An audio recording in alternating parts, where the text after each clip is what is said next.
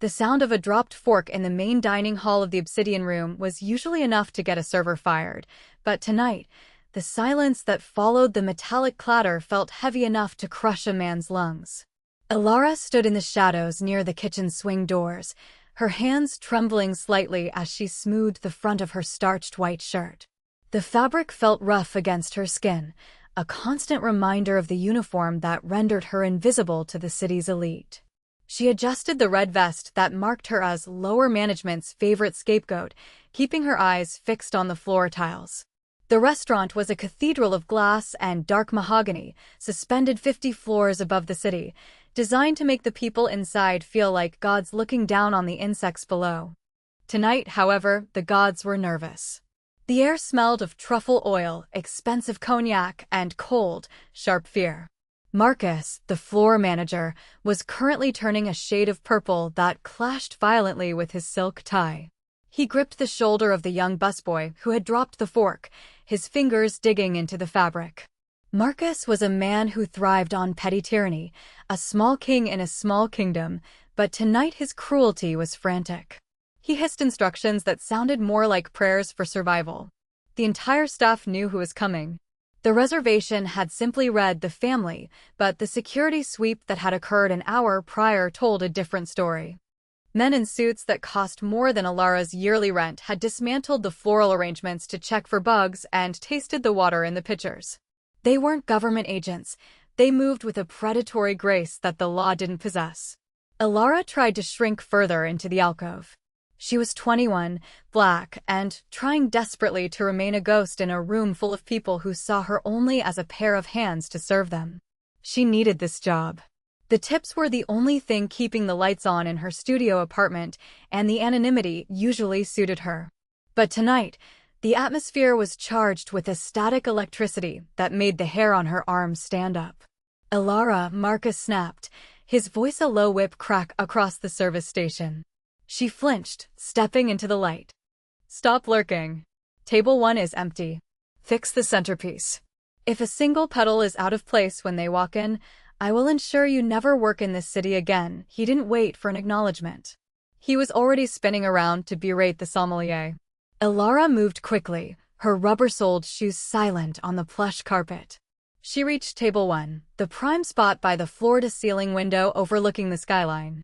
As she adjusted the white orchids, she saw the reflection in the glass before she heard the elevator doors slide open. They weren't just guests. They were a weather front moving in.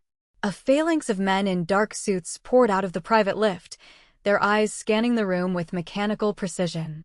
And in the center of the formation walked a man who made the oxygen in the room feel scarce. He was young, perhaps late 20s, with the kind of devastating symmetry to his face that usually graced billboards, but his eyes were voids. Beside him walked an older woman, small and frail, yet she moved with a regal stiffness that suggested she was the steel spine of the operation. The arrival of the entourage sucked the air out of the room. Other diners, captains of industry and politicians, suddenly found their appetizers fascinating, refusing to look up. The unspoken rule of the city's underworld was in full effect. Do not see what you are not meant to see. The group moved toward table 1. Alara finished with the flowers and stepped back, pressing herself against a pillar, hoping to blend into the architecture. The man, the rumors called him Kong, the head of the syndicate that ran the ports, pulled out the chair for the older woman. His movements were fluid, practiced, and terrifyingly controlled. He didn't look at the staff. He didn't look at the view. He looked at the exits. The older woman, Madame Park, sat with a heavy sigh, her expression one of profound exhaustion and distaste. She looked at the gold-rimmed plate in front of her as if it were an insult. Marcus rushed forward, his oily charm dialed up to maximum. He bowed too low, his desperation leaking out of his pores. Welcome, Mr. Kong. Madam. It is the highest honor to have you at the Obsidian Room. We have prepared the chef's tasting menu, specifically curated for Kang raised a single hand. It wasn't a violent gesture, but it stopped Marcus mid-sentence as effectively as a gag. Water, Kong said. His voice was a low baritone, smooth, but devoid of warmth. And the menu. My mother wishes to choose for herself. Marcus nodded rapidly, looking like a bobblehead doll. Of course. Immediately. Pierre. He snapped his fingers at the senior waiter, a man who had served presidents. Pierre approached with the water pitcher, his hand shaking ever so slightly. It was a microscopic tremor, but in the high-stakes theater of this table, it was a scream. As Pierre poured the water into Madame Park's crystal goblet, the spout clinked against the rim. The sound rang out like a bell. Kang's head snapped toward the waiter. The movement was so fast it blurred. Pierre froze, the water spilling slightly onto the pristine white tablecloth. The silence that descended was absolute. Madame Park looked at the wet spot on the linen, then up at Pierre, her face unreadable but her eyes cold. Kang didn't speak. He just looked at the stain, then at Marcus. Marcus turned pale, his survival instinct kicking in, instantly looking for a sacrifice to throw to the wolves. His eyes darted around the room and landed on Alara.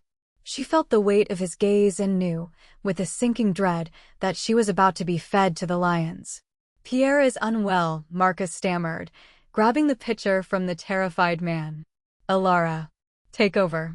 Now he shoved the heavy crystal pitcher into her hands, his nails digging into her wrist, pushing her out of the shadows and into the kill zone. Alara took the pitcher, the condensation cold against her palms. Her heart was hammering against her ribs like a trapped bird, but her face remained a mask of professional neutrality. She had spent years perfecting the art of being blank, of hiding the intelligence and the history that lay behind her eyes. She walked toward the table. Every step felt like walking through deep water. The security detail watched her, their hands hovering near the lapels of their jackets. She could feel the heat of their scrutiny, assessing her as a threat. She was a curiosity to them, a young black woman in a high-end establishment, visibly out of place among the older, European staff, yet moving with a strange, grounded calm that contradicted her shaking hands. She reached the table and stopped. She didn't immediately pour. She waited. It was a subtle power play, or perhaps just hesitation, but it caught Kang's attention. He looked up at her, really looked at her, for the first time. His eyes were dark, intelligent, and utterly merciless. He was assessing her value, deciding whether she was competent or another annoyance to be removed. Alara lowered her gaze, not in submission, but in a specific kind of deference that felt archaic. She reached for a fresh napkin from her service tray and placed it over the wet spot on the tablecloth. Her movements were precise, efficient. Then, she picked up the pitcher. She didn't pour from the side. She moved to the specific angle that traditional etiquette dictated, shielding the spout with her other hand to prevent a splash, a gesture so old-fashioned and specific it belonged in a tea ceremony, not a modern steakhouse. Madame Park watched her hands. The older woman's eyes narrowed. She was dressed in a modernized hanbok made of dark silk, her fingers adorned with jade rings that looked heavy enough to break bone. She looked tired, her skin papery and pale. She muttered something under her breath, a complaint about the coldness of the room, the pretension of the food, the distance from home. It was spoken in a dialect so rapid and mumbled that no one in the restaurant, not even Marcus, would have caught it. It was a private misery voiced aloud. Alara froze for a fraction of a second. She knew that sound. It wasn't just the language, it was the specific cadence, the clipped vowels of a specific district in Seoul, a place of old money and older secrets. A place Alara hadn't seen since she was a child, a memory buried under layers of foster homes and survival in a new country. The water filled the glass without a sound. Alara set the pitcher down. She should have retreated. She should have walked away and let Marcus handle the order. But she saw the way Madame Park was rubbing her temple, the way her hand trembled as she reached for the menu. It was a tremor of fatigue, of a woman surrounded by wolves, even if one of them was her son. The isolation radiating from the matriarch pierced Alara's armor. Without thinking, or perhaps thinking for the first time in years, Alara stepped closer. She didn't look at Kang. She looked directly at the mother. The security guards tensed, one of them taking a half-step forward, interpreting her proximity as a threat. Kang's hand twitched on the table, a warning. Alara ignored the danger. She bowed. It wasn't the shallow, waist-hinged bow of the restaurant staff.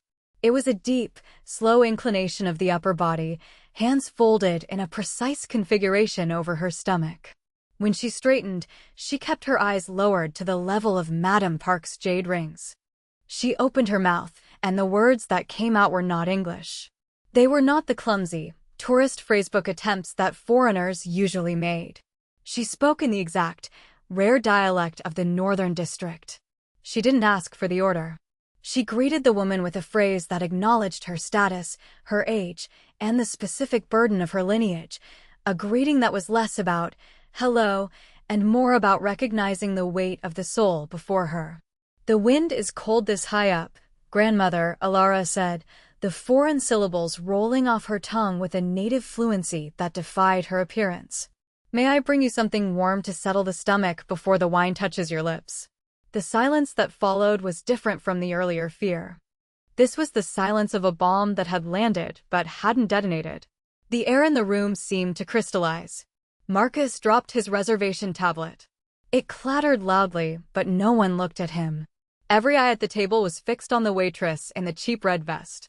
The security guards looked confused, their hands freezing halfway to their weapons, unsure how to categorize a threat that spoke with the voice of their childhoods. Madame Park's menu slipped from her fingers and hit the table. Her mouth opened slightly, her composure cracking. She stared at Alara, her eyes wide, searching the young woman's face for a trick, a wire, a joke. But the accent was perfect. It was flawless.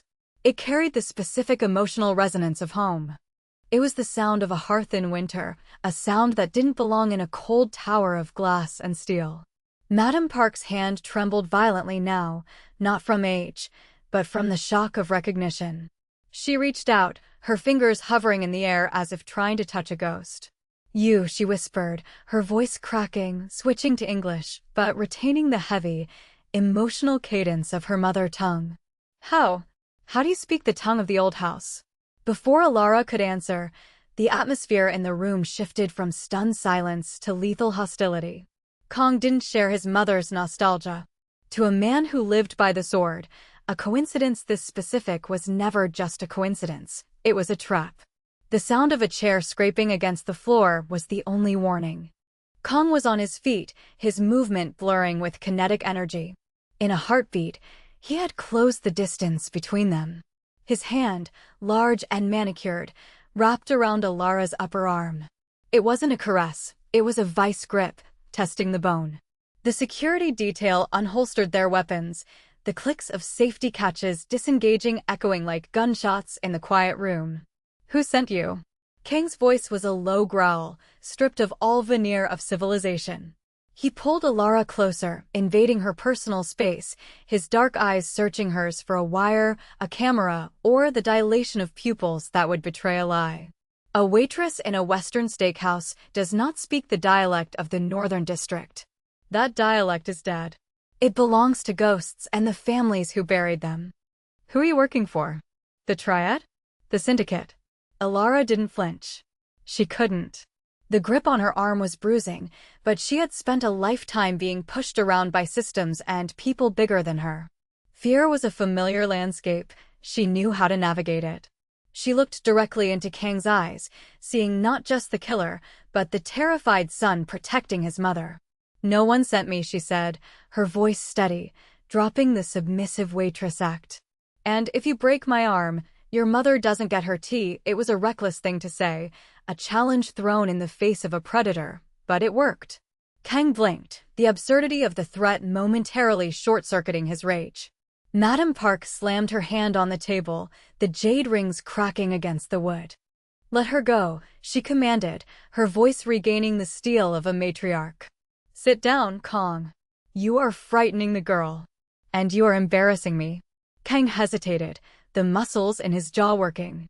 He looked from his mother to Alara, weighing the risk. Slowly, with agonizing reluctance, he released Alara's arm. He didn't apologize. He simply stepped back, smoothing his suit jacket, his eyes never leaving her face. "One wrong move," he said softly, the threat hanging in the air like smoke. "One mistake, and you won't make it to the kitchen." Alara rubbed her arm, feeling the heat of his hand still lingering on her skin. She turned to Madame Park and bowed again, deeper this time. "I will return with the barley tea, madam. It is not on the menu, but I have a stash in my locker." For my own breaks, she turned and walked away, her back straight. She could feel Kang's gaze burning a hole between her shoulder blades, a laser sight tracking her every step. The restaurant remained silent, the other diners terrified to chew, witnessing a drama they couldn't comprehend but knew was dangerous. The kitchen was a chaotic sanctuary of steam and shouting, a stark contrast to the mausoleum quiet of the dining room. Alara moved through the line cooks like a phantom, ignoring their curious glances. She went straight to her locker in the back, her hands shaking only now that she was out of sight. She retrieved the small, sealed jar of roasted barley she kept for herself, a comfort from a past she usually tried to forget. As she prepared the tea, using a ceramic pot she had to steal from the prep station, Marcus cornered her. He looked like a man having a stroke. Sweat beaded on his upper lip, and his eyes were wide with panic. "What did you do?" he hissed, grabbing her shoulder. "The security detail is blocking the doors. No one can leave. They said the waitress is a person of interest. Who are you, Alara? You told me you were from Ohio." Alara shrugged his hand off, her patience for his petty tyranny evaporated by the adrenaline coursing through her veins. "I am from Ohio," she said, pouring the boiling water over the grains. The nutty, earthy scent filled the small space, smelling like home and heartache. "But before Ohio, I was somewhere else. And right now, Marcus, unless you want that man out there to dismantle this restaurant brick by brick, you will get out of my way." She placed the teapot on a silver tray, adding 2 small porcelain cups. "And don't send Pierre back to the table. He smells like fear. They'll kill him just for shaking." Marcus stared at her, his mouth opening and closing like a fish. He had bullied her for 2 years, seeing only a shy, desperate girl. Now he was looking at a stranger who gave orders to Mafia dons. He stepped aside, shrinking against the stainless steel counter. Alara walked back out onto the floor. The atmosphere had changed. The tension hadn't dissipated. It had transformed into a heavy, expectant gravity centered on table 1. The other guests had been subtly encouraged to leave by the security team. The room was now empty save for the entourage.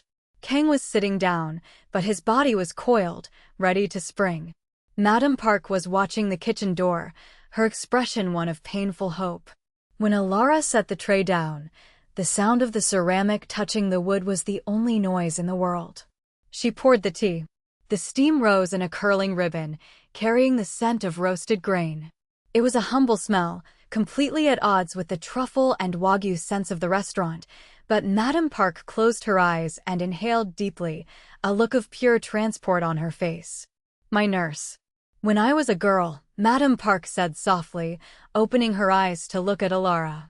"She was from the south, but she learned the northern way from my father. She had dark skin, like you. An American soldier's daughter." She took the cup, her hands steadying as the warmth seeped into her bones. "She taught me that language is not just words. It is a rhythm." "Where did you learn the rhythm, child?" Alara stood at attention, her hands clasped. "I was adopted," she said, the truth feeling heavy on her tongue. "By a family in the northern district. They were traditional, strict. They believed that to live in their house, I had to become them. I lived there until I was 12.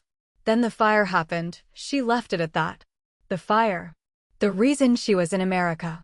The reason she was alone. Kong watched her, his expression shifting from hostility to a dark, brooding curiosity.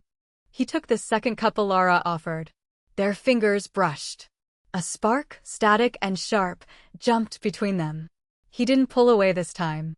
He took a sip, grimacing slightly at the bitterness, but he drank it. "You survived the fire," he stated, not asking. "The fire that took the Cho family estate. 10 years ago." Alara froze. He knew the history. Of course he did. He was the king of the city. He knew the history of every ashes pile in the underworld. "I survived," she said simply. "I learned to be invisible. It's safer that way." Kong set the cup down. "Invisibility is a tool," he said, his voice lower, intimate. "But tonight, you stepped into the light. You cannot go back to the shadows now. You know that, don't you? The meal proceeded with a surreal normalcy. Ilara served the courses, the wagyu, the caviar, the foam-topped heavy soups, but the food was secondary. The real meal was the conversation happening in the silences. Madame Park spoke to Ilara in the dialect, asking about her life, her struggles, ignoring her son's brooding silence. It was as if she had found a long-lost granddaughter. But the danger was still prowling the perimeter. Ilara's instincts, honed by years of walking on eggshells in a foreign land and then in the foster system, were screaming. Something was wrong. It wasn't the men in the room. It was something missing. She scanned the floor. The busboy, the one Marcus had yelled at earlier, was gone. In his place was a new face, a man with a scar on his neck, polishing glasses at the bar with a rag that looked too clean. Ilara was clearing the appetizer plates when she saw it. The reflection in the darkened window. The new busboy wasn't polishing a glass. He was watching the reflection of table 1. His hand was under the bar counter, reaching for something taped beneath the marble. It was a classic setup. The shift change. The distraction of the VIPs. Ilara's heart slammed against her ribs. She looked at Kong. He was distracted, listening to his mother recount a story about the old country. He was looking at his mother with a rare softness, his guard down for the first time in the evening.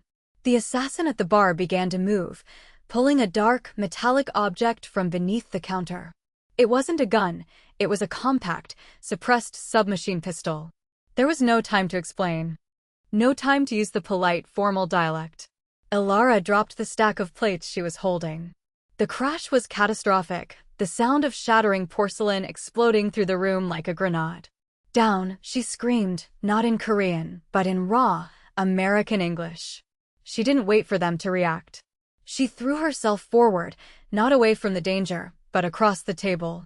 She shoved Madame Park's chair violently to the side, sending the frail woman toppling onto the thick carpet just as the air filled with the angry hornet buzz of suppressed gunfire. Bullets shredded the tablecloth where Madame Park had been sitting a second ago. Crystal shattered. The orchids disintegrated into white confetti. Kong moved instantly, flipping the heavy oak table on its side to create a barricade, dragging Ilara behind it. The security detail returned fire, their loud, unsuppressed handguns roaring in the enclosed space. The assassin at the bar was cut down in seconds, but the damage to the room was absolute. Chaos reigned. Smoke, dust, and the smell of cordite replaced the aroma of fine dining. Ilara lay on the floor, panting, a shard of porcelain embedded in her vest. She was alive. Madame Park was alive, huddled next to her, praying rapidly in the dialect. Kong crouched over them, a gun in his hand that had appeared from nowhere. He wasn't looking at the dead assassin. He was looking at Ilara. His face was a mask of shock and calculation. The adrenaline was fading, replaced by a cold, sharp clarity. He looked at the overturned table, the shattered remnants of the meal, and finally at the woman who had moved faster than his own trained security detail. The room was deathly quiet again, save for the groans of the dying gunman near the bar and the distant wail of approaching sirens. Kung holstered his weapon, the movement smooth and practiced, and extended a hand toward Ilara. It was the same hand that had threatened to break her arm minutes ago, but now the gesture was different. It was an offering. It was an acknowledgement of a peer. Ilara stared at the hand. Her ears were ringing from the gunshots. She looked down at her uniform. The white shirt was stained with wine and dust, the cheap polyester vest torn at the shoulder. She was a mess, but she had never felt more awake. She took Kang's hand. He pulled her up with effortless strength, steadying her when she swayed on her feet.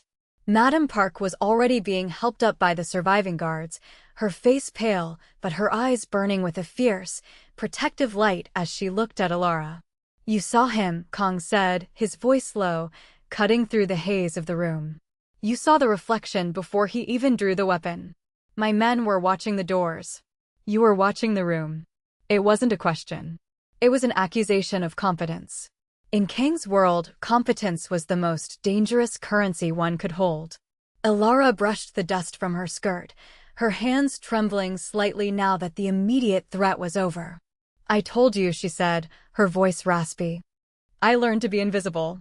When you are invisible, you learn to watch everything. You have to, just to survive. She looked toward the kitchen. Marcus was peeking out from behind the swing doors, his face a mask of abject terror. He looked at the destruction, then at Alara standing next to the most dangerous man in the city. He didn't come out to yell. He retreated, letting the door swing shut, disappearing into the irrelevance he deserved. You cannot stay here, Madam Park said, her voice shaky but commanding. She stepped forward, ignoring the glass crunching under her silk shoes. She reached out and took Alara's hands in hers. The older woman's grip was surprisingly strong. They will know you helped us. The people who sent that man. They do not leave loose ends. You are part of the story now, child. Whether you want to be or not, Kong nodded, his expression grim. My mother is right. You saved the life of the head of the family. That puts a mark on you. You can go back to your apartment, wait for them to find you, and disappear for real. Or you can finish what you started. Alara looked around the ruined restaurant. The Obsidian Room, once a temple of exclusion and wealth, was now just a crime scene. Her job was gone. Her anonymity was shattered. The shy waitress was a fiction that had just been violently rewritten. She looked at Kong. The tension between them had shifted from predator and prey to something far more complex, a recognition of shared scars. I don't have a passport, Alara said, a practical objection to an insane situation. I don't have money. I have a cat named Miso and a rent payment due on Tuesday. Kong actually smiled. It was a terrifying, jagged thing, but it was a smile. We can handle the rent, he said dryly. And the cat. But we are leaving now. The police are 5 minutes away, and I have no intention of answering their questions tonight. He turned toward the private service elevator, the one reserved for high-profile exits. He didn't look back to see if she was following. He knew she would. There was no going back to the table to pour water. The pitcher was broken. The water was spilled. Alara took a breath, smelling the cordite and the truffles one last time, and followed them. The descent in the private elevator was silent, but the air was thick with unspoken promises. The mirrored walls reflected a strange trio, the matriarch in her ruined silk hanbok, the crime lord in his dusty bespoke suit, and the waitress in her torn uniform. Alara watched her own reflection. She looked different. It wasn't just the dishevelment. Her posture had changed. The slump of the shoulders she had adopted to appear smaller, less threatening, was gone. She stood straight, her chin up, matching the regal bearing of the woman beside her. Madam Park still held Alara's hand, refusing to let go, as if Alara were a talisman against the violence of the world. When the doors opened, they weren't in the lobby. They were in the underground garage, a concrete bunker filled with the smell of gasoline and cold dampness. A convoy of black armored SUVs was waiting, engines idling with a low, predatory rumble. Men in suits opened the doors with military precision. This was the machine of the underworld, efficient and untouchable. Kong stopped at the open door of the lead vehicle. He turned to Alara. The harsh fluorescent lights of the garage cast deep shadows on his face, making him look like a carved statue of a guardian demon. You speak the dialect of the north, Kong said, his voice echoing slightly in the concrete cavern. You have the eyes of a soldier and the hands of a servant. It is a dangerous combination. My mother needs a companion who understands the old ways. I need someone who can see the reflections in the glass. He paused, his dark eyes locking onto hers. This is not a job offer, Alara. It is an abduction into a higher tax bracket. If you get in this car, the waitress is dead. You understand. Alara looked at the red vest she was wearing. It was a symbol of her servitude, of her silence.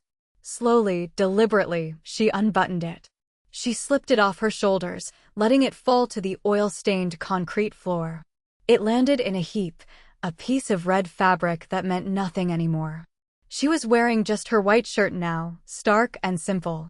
She felt exposed, but also armored in a new way. She looked at the vest on the floor, then up at Kong. The waitress died upstairs, she said, her voice devoid of fear. She was bad at her job anyway. She always spilled the water.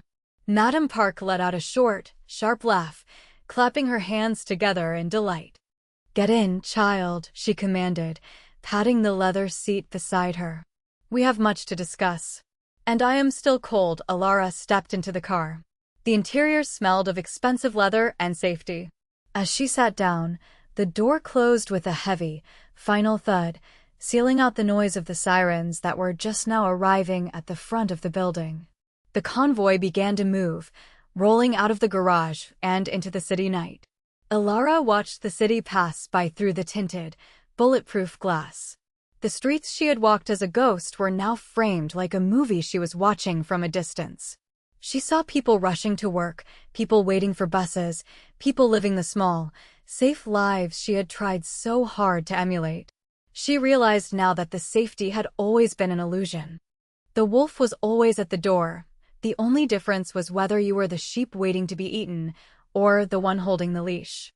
She felt a weight settle on her shoulder.